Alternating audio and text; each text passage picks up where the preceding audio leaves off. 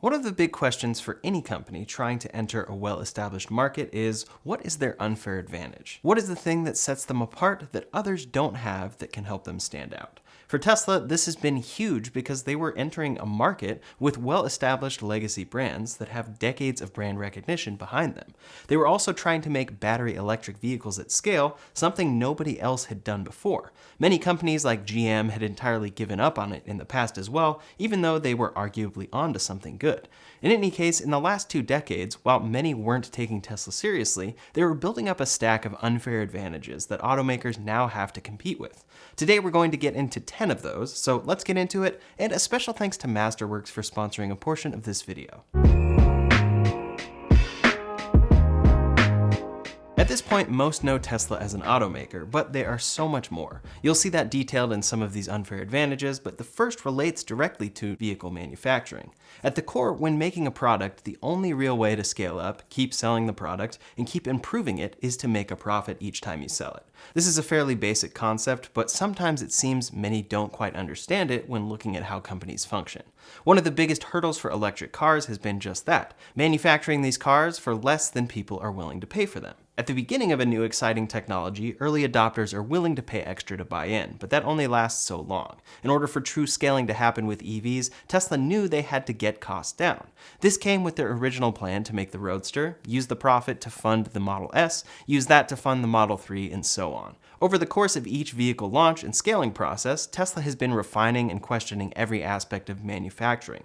Most companies didn't really find this necessary, as they've been successfully making cars for years, but the battery electric part makes things quite a bit more difficult. Batteries are expensive, so in order to make these cars affordable, costs need to be cut across the board whenever possible. We can't just wait until battery costs come down, even though they are expected to do so.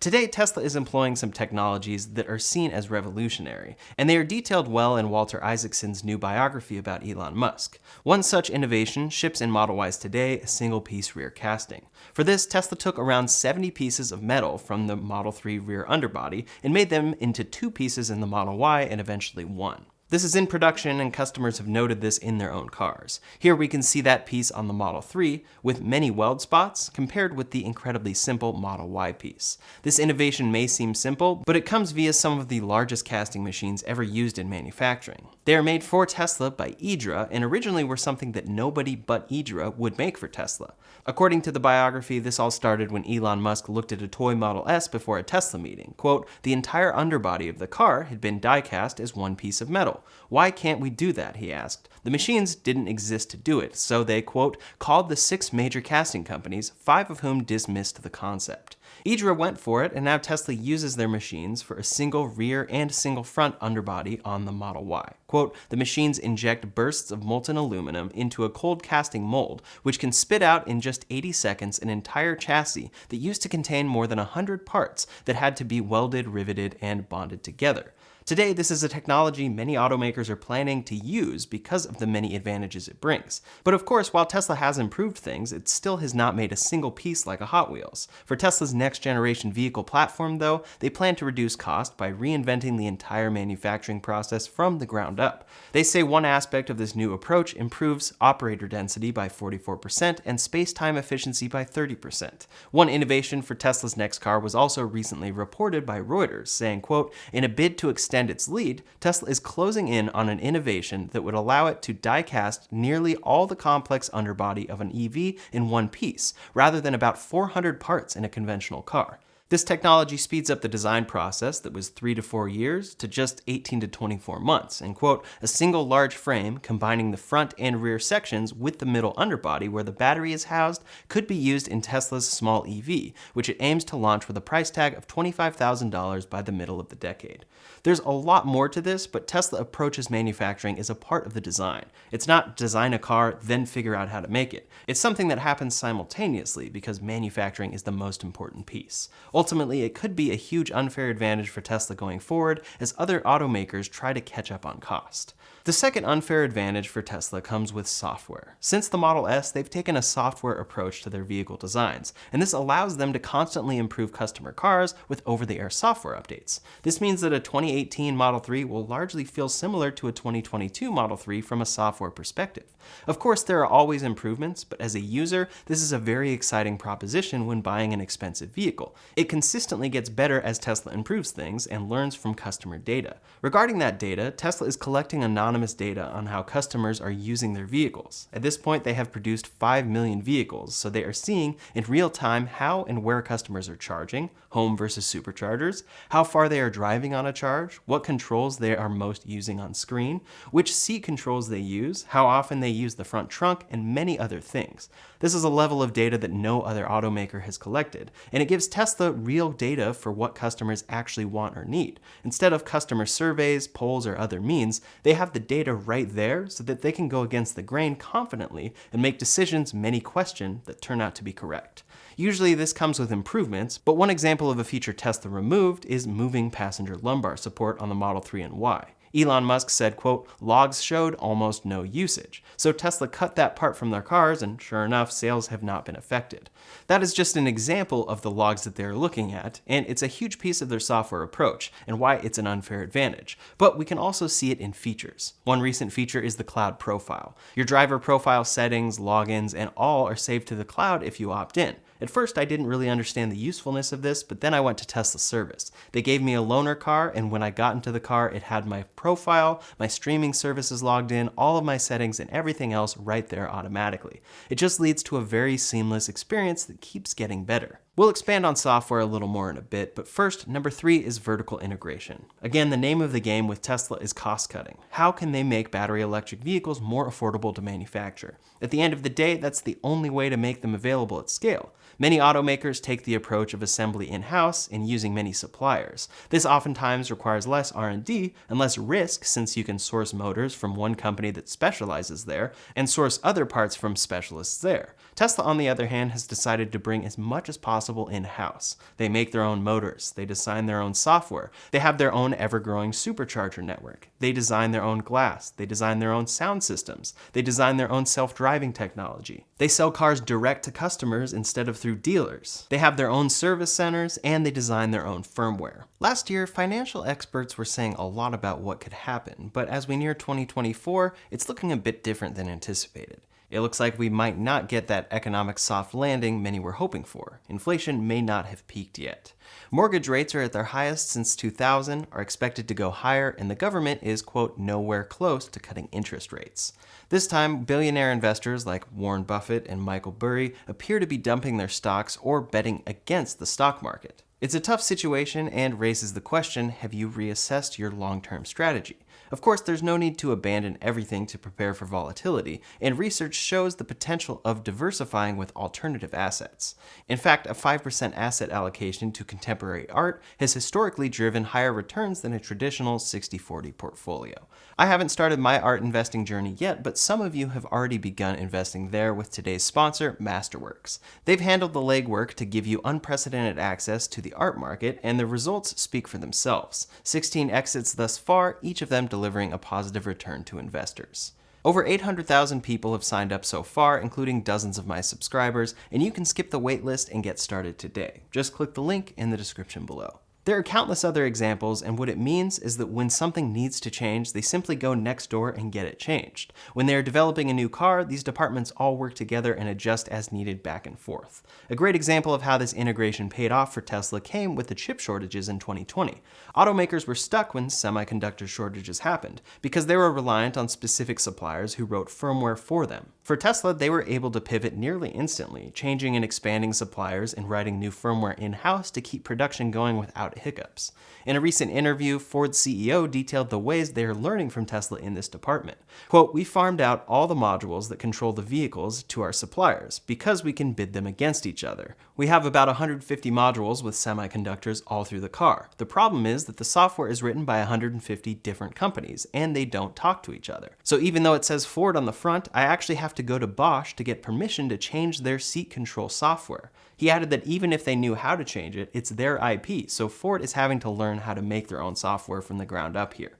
Tesla has been working on this for years, and their unfair advantage in vertical integration may only grow from here. They are even getting into lithium refining itself to add some supply to their raw material needs. Likely they'll learn how to do that more efficiently and will be taking on competitors in the future. One other aspect is control over pricing. Tesla sells direct to customers, so they are never dealing with dealer markups.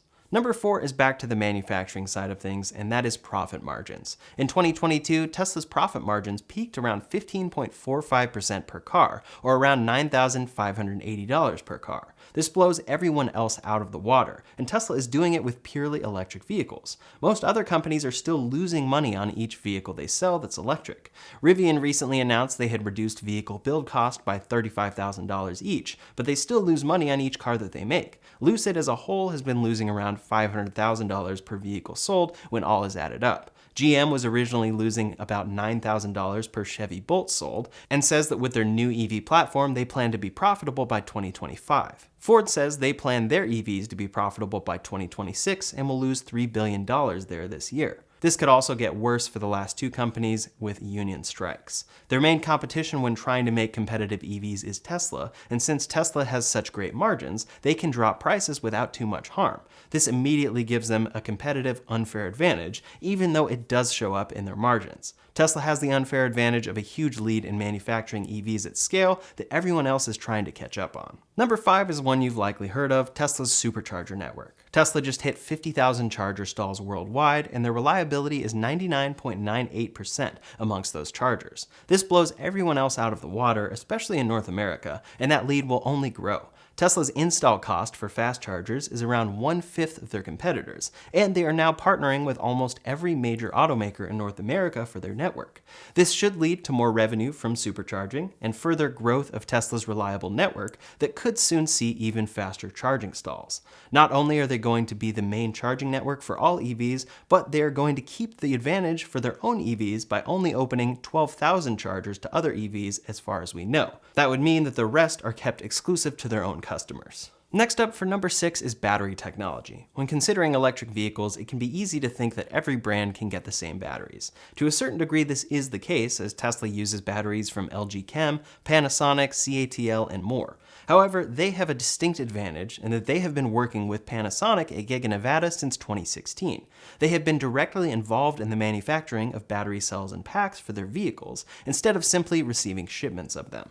On top of that, they plan to expand this factory and are expanding to their own battery cells. Their 4680 batteries are made entirely in-house and have already been shipping on many Model Ys. Soon, these are expected to be the main battery cell powering the Cybertruck, and Tesla will have complete control over that entire production process, giving them many cost and tech advantages. This all takes scaling, and we likely won't see Tesla only using their own battery cells for many years, but these small things that take a long time add up significantly over time. Number 7 is a business Tesla has been regularly expanding, insurance. One of the main costs associated with owning a vehicle is insurance, and since Teslas are often expensive vehicles that are pricey to repair, companies charge a lot to insure them. That's where Tesla Insurance comes in, and it uses a new technology to determine pricing. Quote, "Many providers base your premium on information that has little to do with your driving. We base your premium on how you drive. We use existing technology in our vehicles to track your real-time driving behavior, no additional hardware required." Tesla Insurance is easy to purchase, manage, analyze, and file claims with through the Tesla app, and it's available in 12 US states. Currently, California is the only state that doesn't use the real-time premium approach. Through this, Tesla is able to offer competitive insurance rates and also see the true cost of repairing their cars on the back end itself. In turn, they can reconsider design and manufacturing if certain repairs are common and expensive. Long-term, they will be expanding Tesla Insurance internationally, and it's just another piece of their product that they will be able to have control over themselves, all while learning and collecting data to optimize in the future. Next up, number 8 is Autopilot and full self-driving. I'll start this section by saying Elon Musk's predictions on this front are pretty hilarious. Here's a great video scrolling through his predictions dating back to 2014 about how Tesla will achieve full autonomy within a couple years. The predictions here are wild, so I'm not going to sit here and say that next year all Teslas will be robo-taxis that can make you $30,000 per year. However, Elon is making these predictions based on the real progress he is seeing at Tesla. Tesla owners can all see this for themselves as well. The basic included Autopilot does a very good job with normal lane keeping and adaptive cruise control, and this is already more advanced than most systems because it can drive anywhere there are clearly marked lanes. Tesla doesn't need to pre-map roads like most do.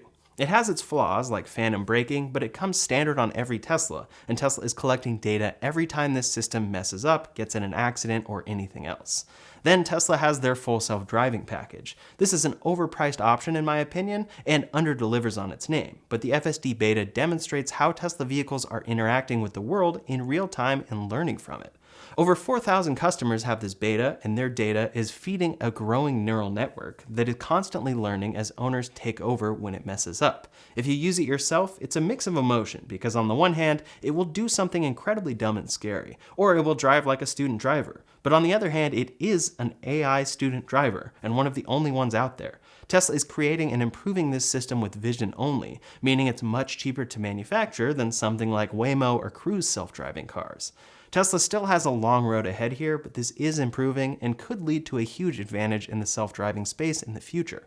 Long term as well, they may license it to other automakers. Number 9 directly relates to FSD, and that's general AI. Tesla is developing real-world AI through their FSD system, and this will only improve exponentially with the introduction of things like their Dojo supercomputer, specifically designed for AI training. At the same time, they are also working on the Tesla bot, and will surely find many AI uses as their expertise in neural networks grow in this space. Last up, number 10 is global expansion and localization. Many automakers exist in other markets, but we often do see a split. Sometimes brands have different brands under their umbrella or sell different vehicles for different markets. Tesla, on the other hand, has expanded globally with the exact same cars that they make in the US. They make the Model 3 and Y internationally now, and so far, those are the only cars they make at multiple factories. Right now, the Model 3 is made at Fremont and Shanghai. The Model Y is made in Fremont, Texas, Berlin, and Shanghai. This has contributed to it being the best-selling car in the world, and Tesla's limited number of vehicle models means that they can optimize fully. Instead of spreading themselves across different platforms, vehicle types, vehicle shapes, or other factors, they can just copy and paste exactly what they do for a vehicle in a new market. They learn from each new factory, improve things, and then make those adjustments at their original factory, making the same car. For the most part, this is the case, but localization also plays a huge role in Tesla's cost approach here. The more they can source locally, the more they can save on transportation cost. This has been exemplified at Giga Shanghai, where Tesla, quote, has more than 95% localized supply chain. This drives down cost, all while they're already producing the same optimized vehicles in that market. So far this has worked, so the question for the future will be, does Tesla need more vehicle models to satisfy demand? Or will a simple approach like this keep working since it helps keep costs down for customers? We'll have to see. There's always a lot going on at Tesla, both hidden and public, but one unfair advantage that is worth a mention, like it or not, is Elon Musk. Elon Musk has many qualities, good and bad, but his relentless approach to driving down cost and employing the algorithm, as detailed in his new biography, is ultimately what has led to Tesla's success and driven the entire auto industry to compete. The 5 steps of this algorithm are: question every requirement, delete any part or process you can, simplify and optimize, accelerate cycle time, and lastly, automate. The order is important there. Elon Musk has been vital to Tesla's success, but now that Tesla is doing very well and is set up with these 10 unfair advantages, among others, we'll see how long he stays completely on board. That said, which of these advantages do you think will prove most vital for Tesla's success going forward? Leave a comment below to let me know your thoughts. In the meantime, if you want to see the latest Tesla news, including Cybertruck production updates, you can check out that video linked up here or in the description below. Thanks so much for watching, and I'll see you on the next one.